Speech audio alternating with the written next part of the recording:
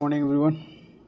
Today I will discuss about microbial nutrients के बारे में बात करेंगे। पहला टॉपिक है आपका माइक्रोबियल न्यूट्रिएंट्स, उसके बारे में बात करेंगे। क्या होता है न्यूट्रिएंट्स की बात करेंगे। Process by which chemical substance are required for the environment and use for cellular activity. मतलब बात कर रहा है ऐसा प्रोसेस जिसमें केमिकल सब्सटेंस का एक्वायर्ड होता है, ठीक है, जिसका केमिकल सब्सटेंस उसमें एक्वायर्ड होता है, जिसके लिए फ्रॉम इन्वायरमेंट के लिए और यूज़ करते हैं कौन? Cellular activity. जो सेल हैं, सेल के जो एक्टिविटी हैं, सेल के अंदर जो एक्टिविटी होते हैं, सेलुलर कंपोनेंट के जो एक्टिविटी होते हैं, उसके लिए ज़रूरी है।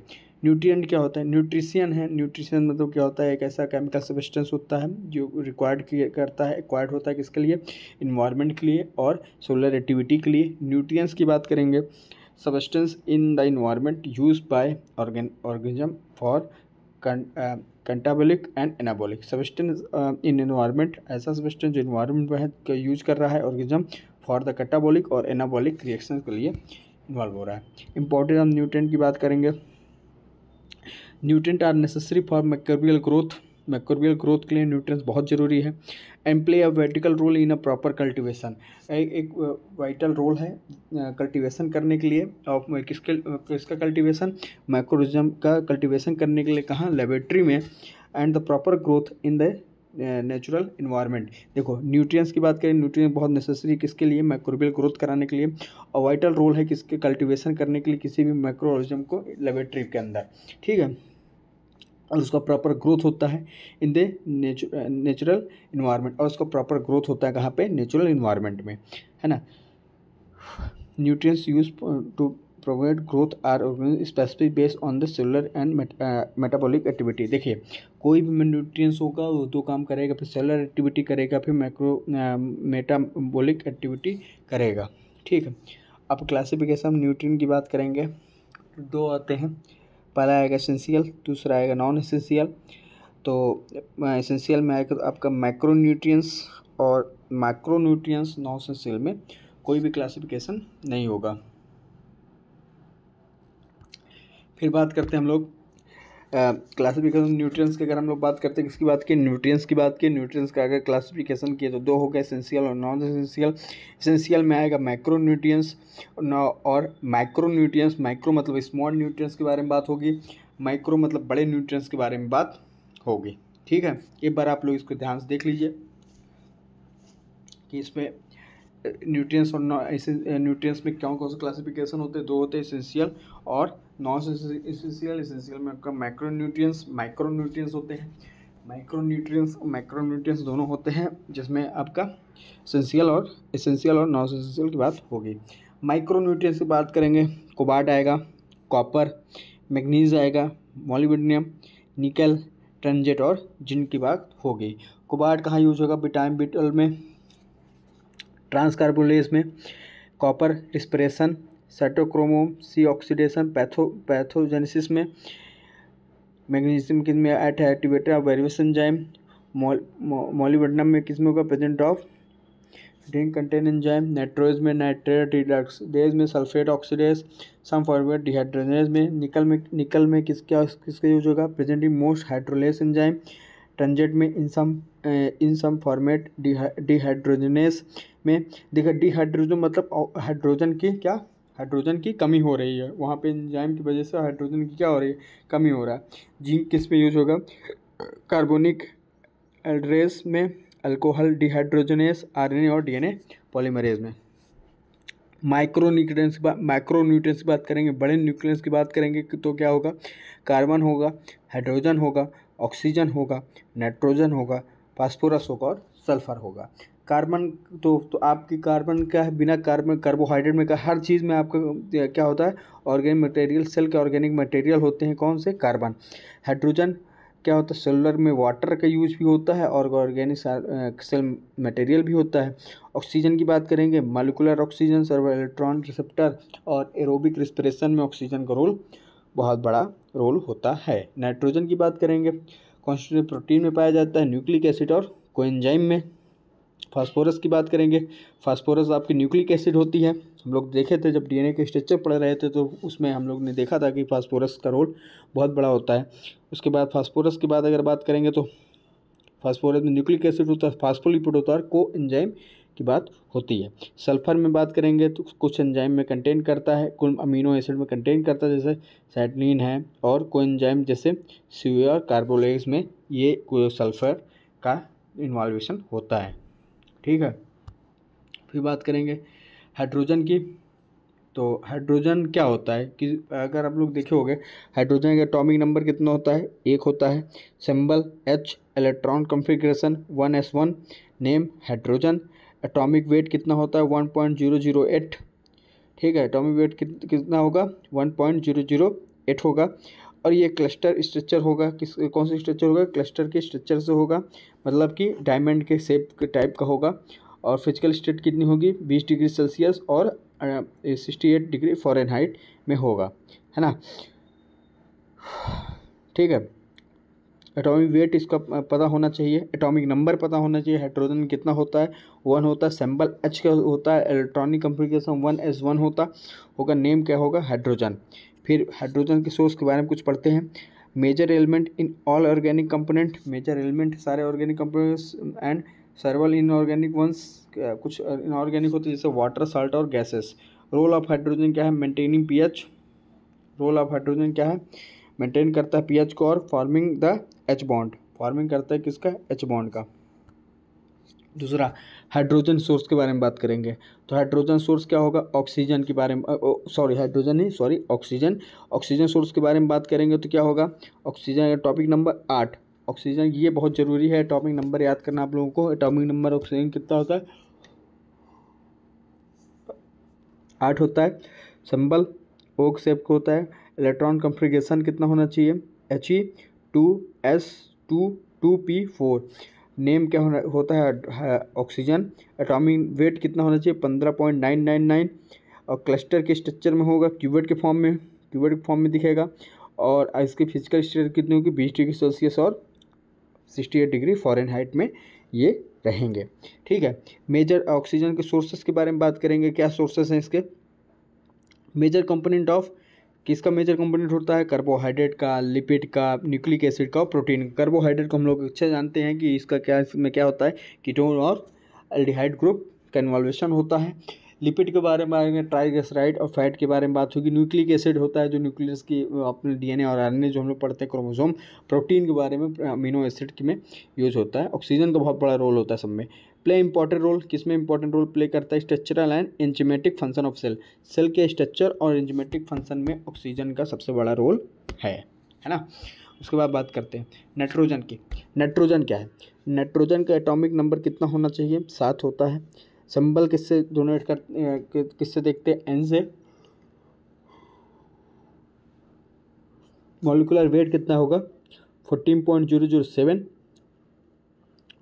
और क्लस्टर स्ट्रक्चर होगा, फिजिकल स्टेट सेम होगा, 20 degree Celsius to and 20 degree Celsius और 68 degree Fahrenheit. Nitrogen part of structure, ऐसा part of structure of nitrogen part of structure of protein.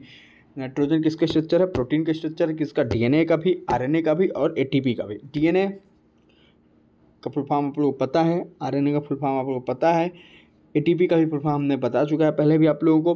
Nitrogen is a part of structure of protein, ये protein का क्या है, structure होता है। This is the primary source of nitrogen, हेटरोट्रॉप।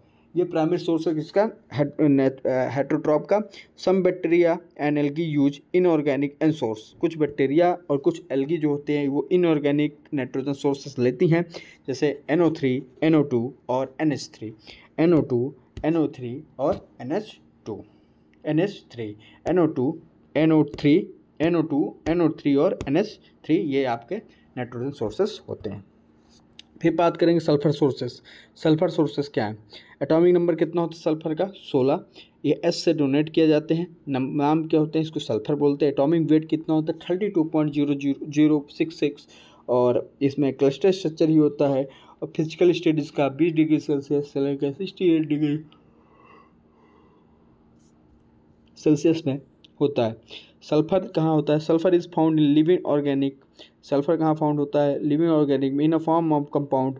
Sulphur is a found in living organism. Sulphur कहाँ form होता है, living organism में, in the form of compound. कैसा कंपाउंड का सच है, अमीनो एसिड, कोएंजाइम और vitamin. Available as a sulphate SO4 minus और sulphide SO minus. ठीक। फास्फोरस का एटॉमिक नंबर कितना 15, सिंबल होता है P, electron configuration NH2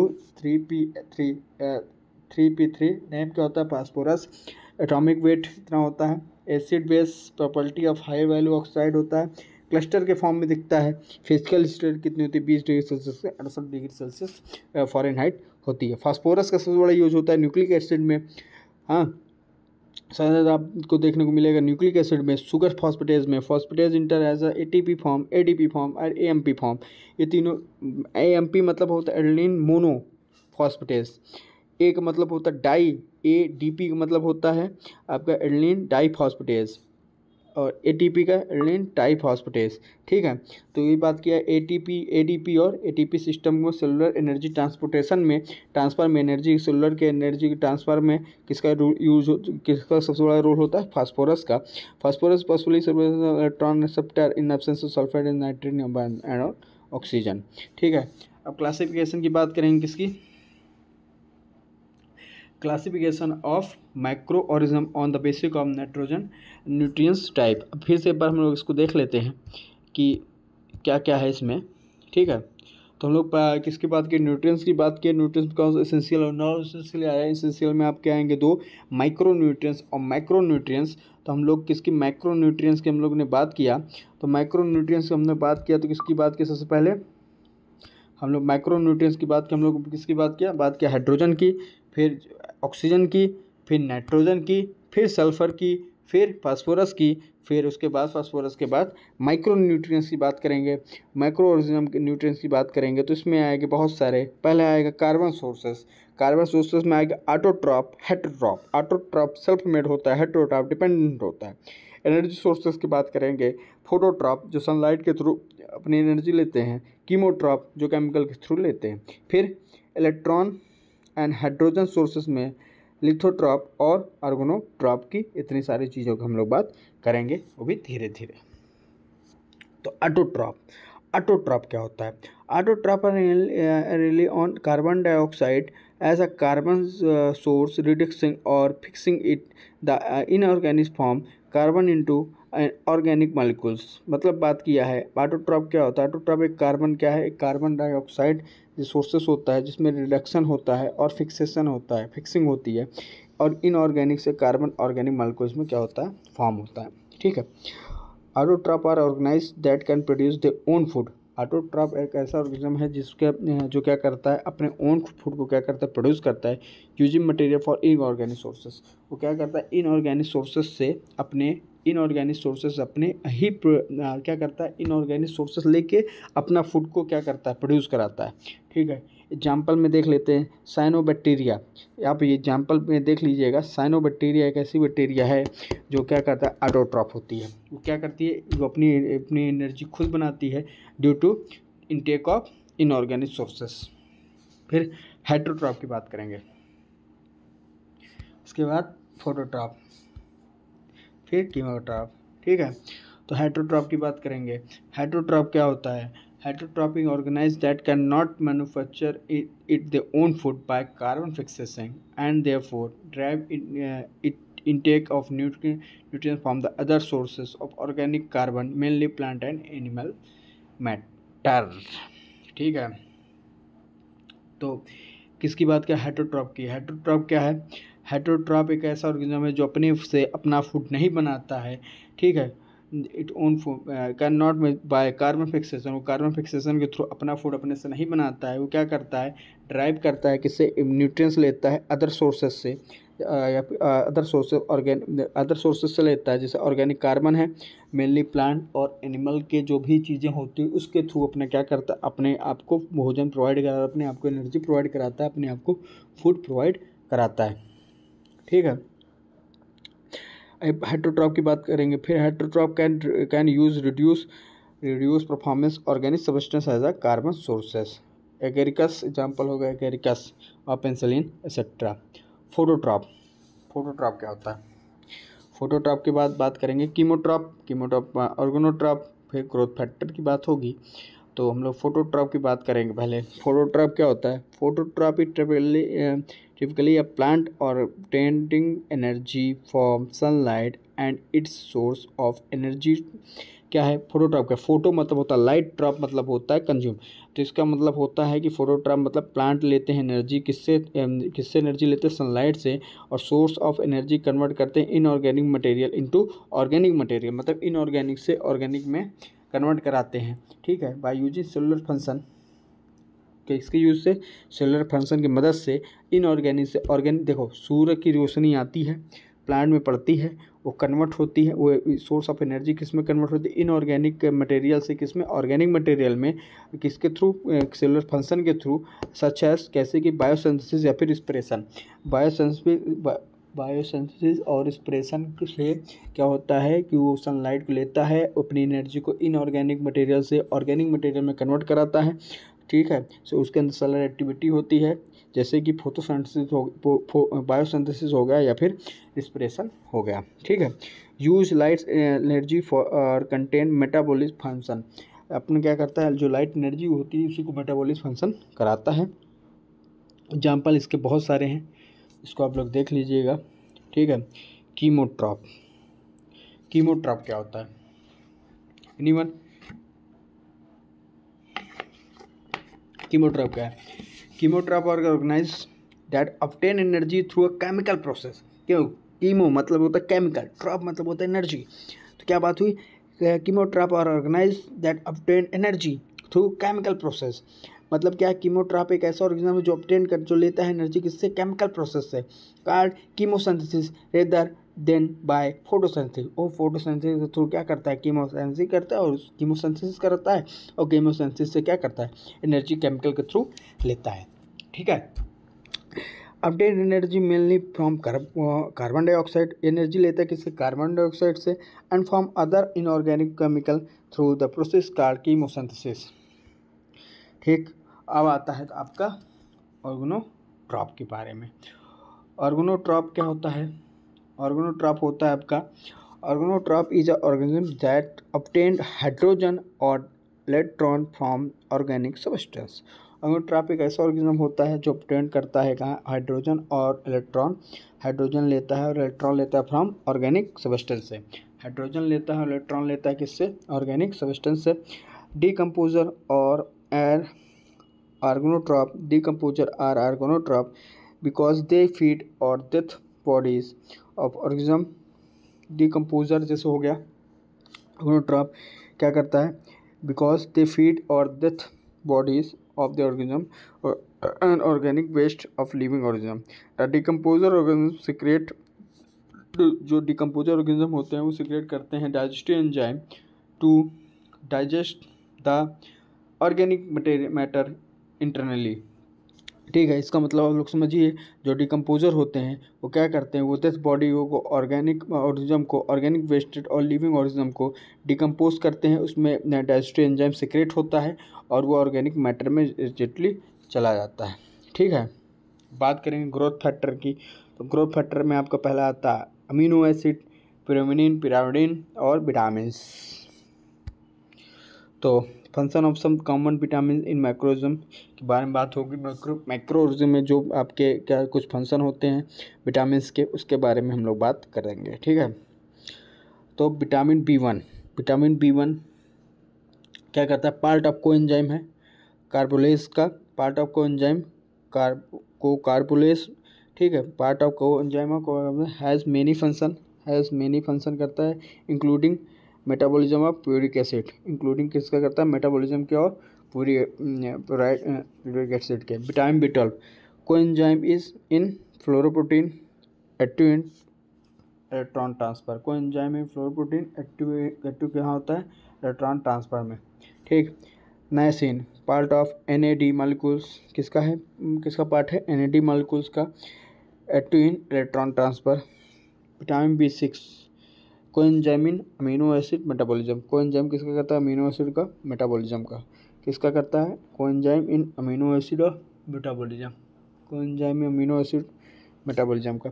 vitamin B12 methyl, vitamin B12 किसका फंक्शन करता है? Methyl cyanocobalamin involve in the transfer of methyl group, किसमें मिथाइल का साइनो को साइनोमाइड इन्वॉल्व होता है किसमें, ट्रांसफ़र करने के लिए मिथाइल ग्रुप को।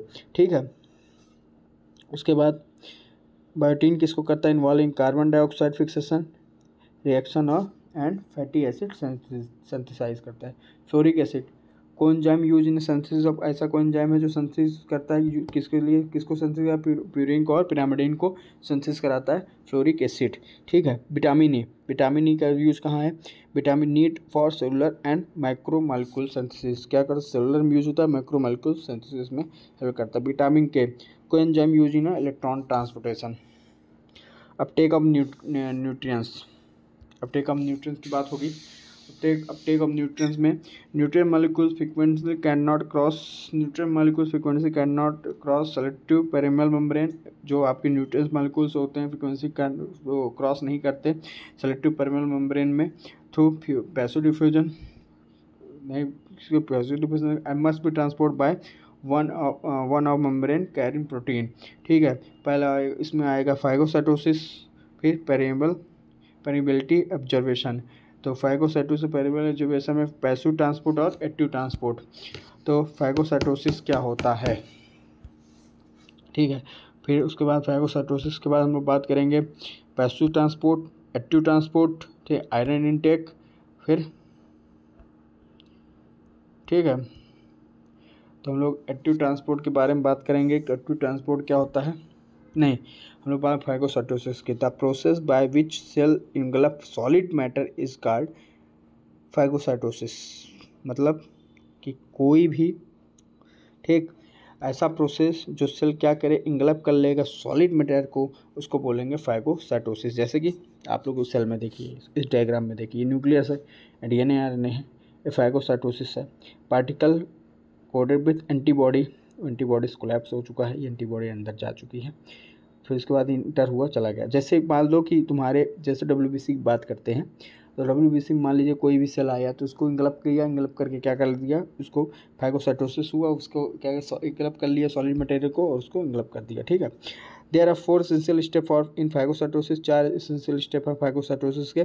The plasma membrane interrupt the food particle, plasma membrane क्या करेगा, इंटरप्ट कर देगा किसको, फूड पार्टिकल्स को।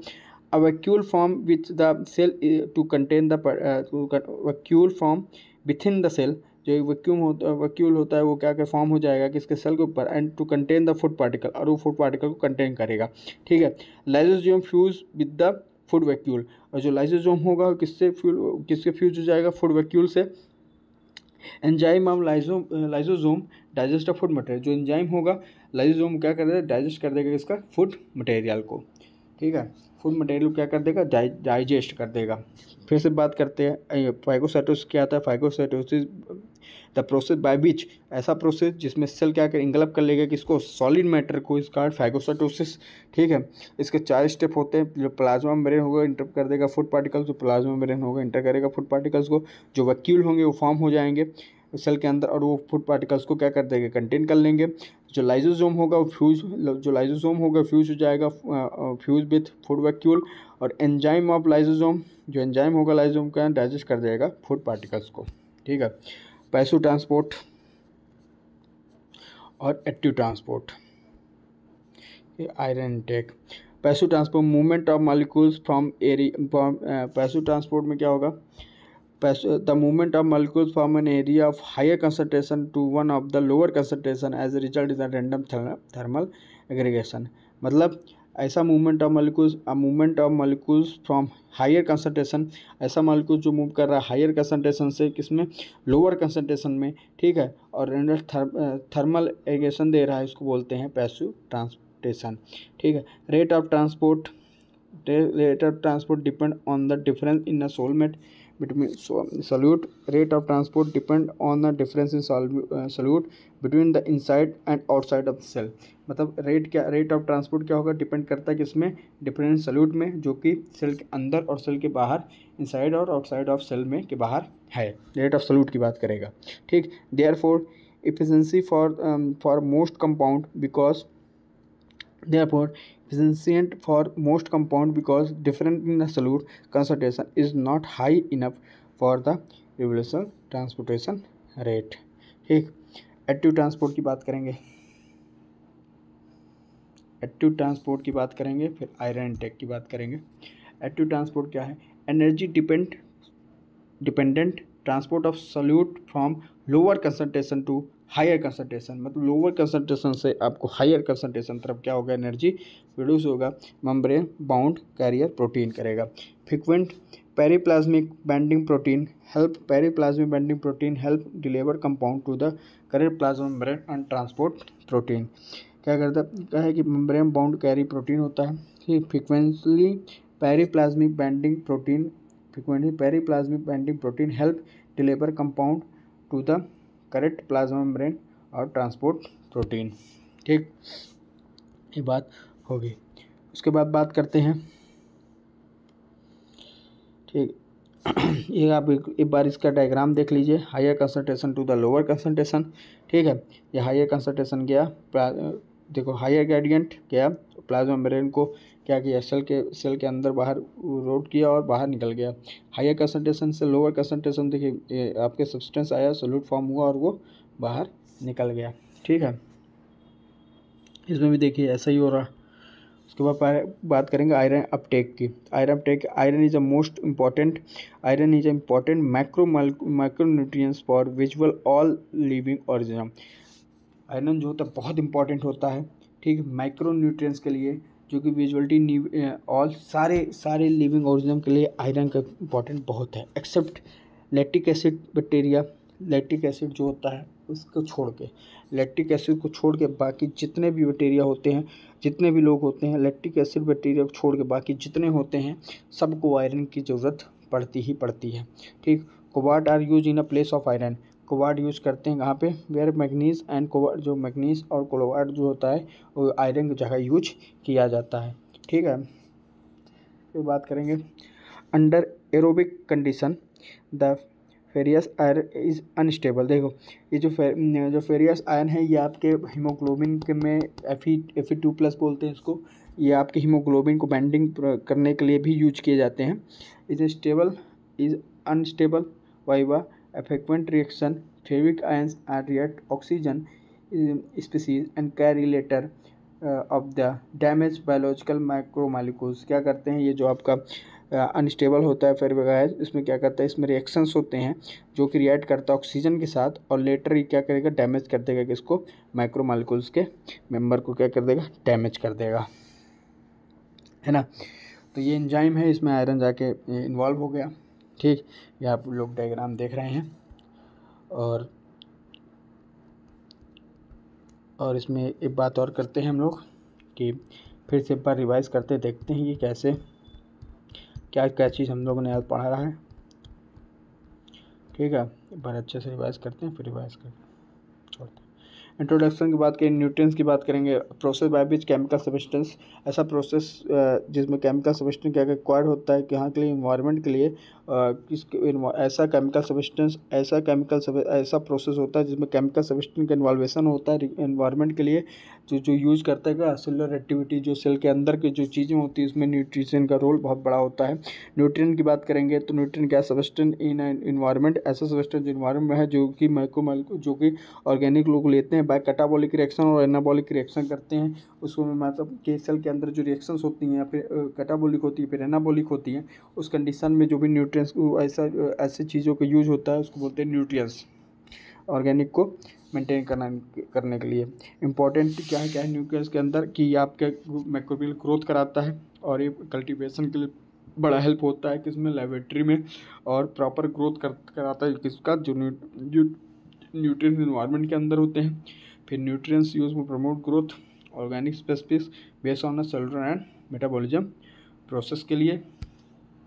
इसमें दो क्लासिफिकेशन होते हैं न्यूट्रिएंट्स में, एसेंशियल, नॉन एसेंशियल। एसेंशियल में माइक्रोन्यूट्रिएंट्स, दूसरा माइक्रोन्यूट्रिएंट्स, एसेंशियल कराते हैं। उसके बाद माइक्रोन्यूट्रिएंट्स में ये सब आते हैं, कोबाल्ट आता है, कॉपर आता है, मैग्नीशियम, मोलिब्डेनम, ये सब सारी चीज़ें आपकी आती हैं माइक्रोन्यूट्रिएंट्स। फिर सोर्स ऑफ हम लोग ने इसको देख लिया है। और फिर माइक्रो न्यूट्रिएंट्स में बात करेंगे। माइक्रो में तो कार्बन सोर्सेस में ऑटोट्रॉप, हेटेरोट्रॉप, एनर्जी सोर्स में फोटोट्रॉप, कीमोट्रॉप, इलेक्ट्रॉन हाइड्रोजन सब्सटेंस में और ऑर्गेनोट्रॉप वगैरह आते हैं। और थैंक यू सो मच। कल पढ़ेंगे हम लोग कल्चर मीडिया। Thank you.